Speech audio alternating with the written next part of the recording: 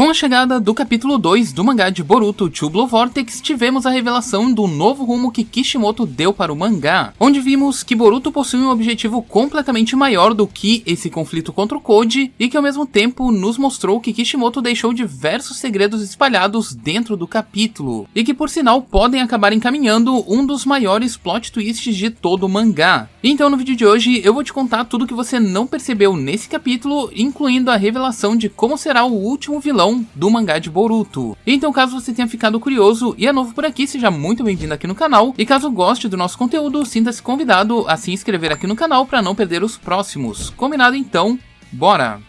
Pois bem, meus amigos, como vimos no começo do mangá de Boruto Blue Vortex, o confronto entre Koji e Boruto está cada vez mais se intensificando a terminar para um dos lados, onde Boruto no começo desse capítulo diz a Koji que ele não sabe exatamente o que ele está fazendo, pedindo então para que ele desista do que ele está fazendo, retirando então o seu exército de campo, já que caso contrário o Boruto não hesitará em finalizá-lo, dando assim uma chance para que o Koji pelo menos uma vez na vida possa fazer algo que é certo pelo bem dos outros, já que na visão do próprio Boruto existe de fato um perigo muito maior do que o próprio Koji rondando por ali, e é exatamente contra isso que o Boruto vem enfatizando estar querendo derrotar, ou pelo menos precaver que um novo inimigo mais temível que o próprio Koji possa aparecer. E a partir daqui, o Koji acha que o Boruto está blefando, ignora o seu aviso e ordena então para que seu exército inicie um ataque. O exército de Koji então começa a atacar e chegamos em um ponto que o time do Shikadai, o time 10 ali junto com a Himawari e o Kawaki, estão enfrentando um grupo desses inimigos, onde podemos ver que o primeiro Tsumeaka testado pelo Koji no passado é quem está os enfrentando. E nesse combate, esse inimigo se provou ser completamente diferente dos outros, onde o mesmo, quando foi pego pelo time 10, ele foi capaz de armar uma estratégia para derrubar a Himawari, que acabou sendo salva pelo Kawaki, que chegou ali e acertou um chute nesse inimigo logo na sequência.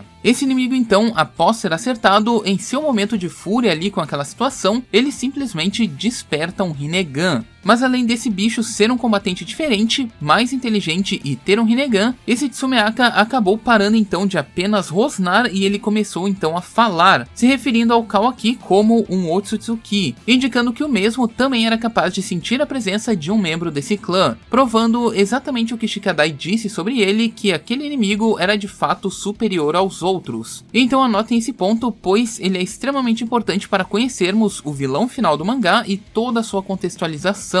E agora, partindo para outro ponto do capítulo, voltamos então à conversa entre o Boruto e o Koji, onde após o Boruto finalizar com muita facilidade 6 desses inimigos, Koji percebe que o Boruto não estava blefando com a sua ameaça. O Boruto novamente diz a ele que se ele continuar agindo assim, não sobrará nenhum membro do seu exército de pé. Boruto também explica pra ele que o Koji, ele ainda não entendeu o real horror que significa o 10 caudas. Onde Koji responde pra ele que ele entende perfeitamente o que é de fato um 10 caudas, pois basicamente na cabeça do Koji esse é um bicho que se alimenta de Otsutsuki, assim como ele também se alimenta de qualquer outra coisa apenas por instinto, até que ele encontre de fato no meio do caminho dele um Otsutsuki. Boruto então confirma que de fato isso é verdade, mas que agora é um pouco diferente, justamente pelo fato do Koji ter dado a eles uma nova transformação, afirmando assim que ainda há tempo para que o Koji possa fazer diferente e ajude o Boruto a acabar com esse exército, porque eles ainda têm um pouco de tempo enquanto o exército está sob o controle do Koji, pois se foi o próprio Koji quem deu a vida a esse exército, seria muito fácil para ele também tirar. Caso contrário e nada seja feito, o pior futuro pode acontecer muito em breve.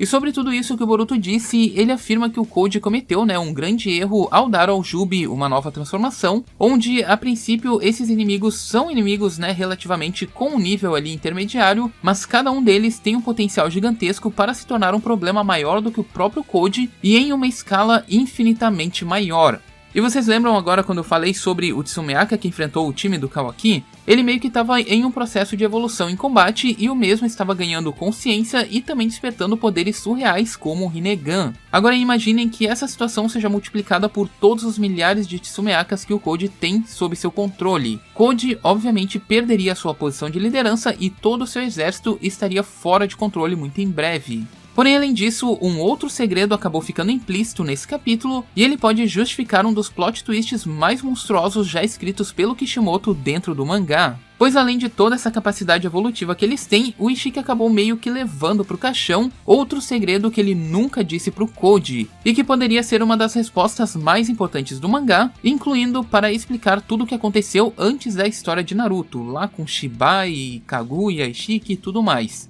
E a resposta para isso está no momento em que a Sarada é salva por um ninja aleatório dentro desse capítulo. Por incrível que pareça, a cena que o pessoal estava reclamando é uma das cenas que esconde um dos maiores mistérios da franquia. E nesse evento então, a Sarada seria atacada pelas costas ali por um Tsumeaka, porém um ninja, aleatório, acaba se jogando na frente e acaba sendo mordido no lugar dela. E no meio do processo desse ataque, o Tsumeaka meio que se funde ali com o humano e se torna então uma árvore. E se vocês notarem bem, o Ishiki já explicou ao Koji sobre como funciona o processo para obter um fruto de chakra, onde ele diz a ele que sacrificando um Otsutsuki para que o Jubi pudesse comer, ele então passaria a se tornar uma árvore divina. E então, basicamente, esse era o plano inicial do Ishiki, fazer com que o corpo do Kawaki estivesse 100% ali com o karma extraído, para que ele pudesse então jogar o Jigen, que era um Otsutsuki, para o Jubi poder comer. E ao engolir o corpo do Jigen, o Jubi acabaria se tornando uma árvore divina e o Ishiki acabaria revivendo em cima do corpo do Kawaki.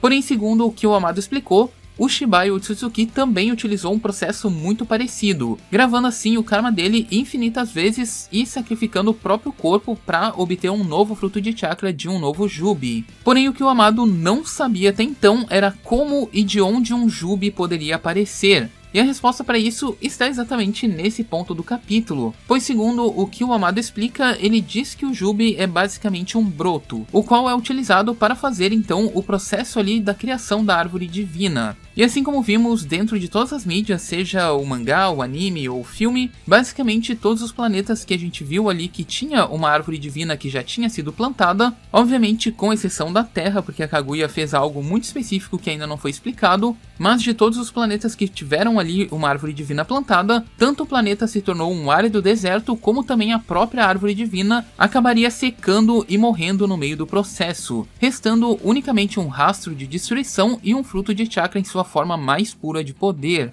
E como vimos ao longo do mangá, o Jubi é meio que algo extremamente raro até mesmo para o clã Otsutsuki, visto que mesmo Momoshiki e Kinshiki não tinham um deles em sua posse, visto que a ideia inicial deles era retirar o poder da Kurama do Naruto para que eles pudessem reanimar uma árvore divina que já estava morta, exatamente como a que vimos o Naruto preso durante o arco do filme. Sendo assim, apenas o Ishiki foi mostrado realmente tendo um Jubi e o Momoshiki, logo depois que ele descobre isso, ele acaba criando interesse em capturá-lo. Dito isso então, as coisas que extraímos daqui seriam as seguintes. O Jubi é um broto extremamente raro e ele morre assim que o processo de conceder um fruto acontece. Então as perguntas que ficam são as seguintes: de onde vem o Jubi e como Shibai conseguiu comer tantos frutos sendo que esses brotos são extremamente raros? Pois é, e a resposta para isso estaria nesse capítulo com algo que o Ishiki não contou para o Koji, onde podemos ver claramente que entregar um Otsutsuki para um broto de Jubi faz com que o broto acabe florescendo e se torne então a árvore divina. Porém, no caso atual, se um Tsumeaka acaba se alimentando de um humano, ele acabaria se tornando então uma nova árvore menor, ou em outras palavras, ele se tornaria uma raiz, a qual poderia se tornar um novo Jubi com o passar do tempo.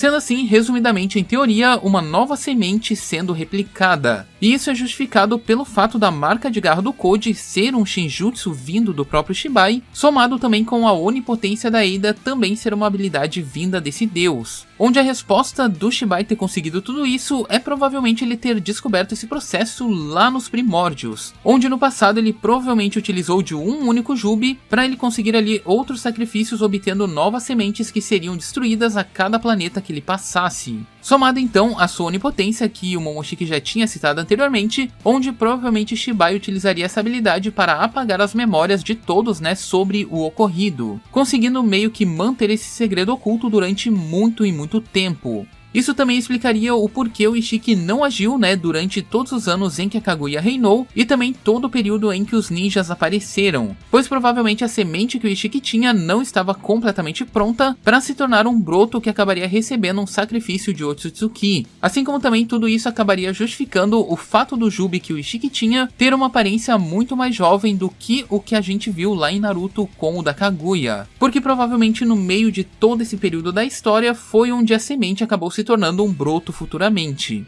Sendo esse então o ponto que o Boruto quer explicar ao Koji, que agora o verdadeiro vilão é unicamente o Jubi, o qual estará ganhando consciência e evoluindo cada vez mais, com a possibilidade de se replicar em sua forma original e reestruturar assim a sua espécie. Obviamente depois de todos os milênios que essa raça foi manipulada pelo clã Otsutsuki. Sem contar o fato que por trás das intenções do Jubi, outro Otsutsuki pode estar planejando tirar vantagem de toda essa situação, sendo eles provavelmente Shibai, Ishiki, Amado ou talvez até mesmo o líder do clã Otsutsuki. Quem de fato estaria por trás de tudo isso? Ou será de fato que o próprio Jubi acabaria sendo o vilão final de toda a história? Mas obviamente isso é algo que somente o tempo nos dirá. Enfim, esse é o vídeo de hoje, comente aqui embaixo o que você acha, pois a sua opinião sempre é muito importante. Por hoje é isso, eu vou ficando por aqui, se você gostou desse vídeo, deixe seu gostei, tamo junto e é nóis!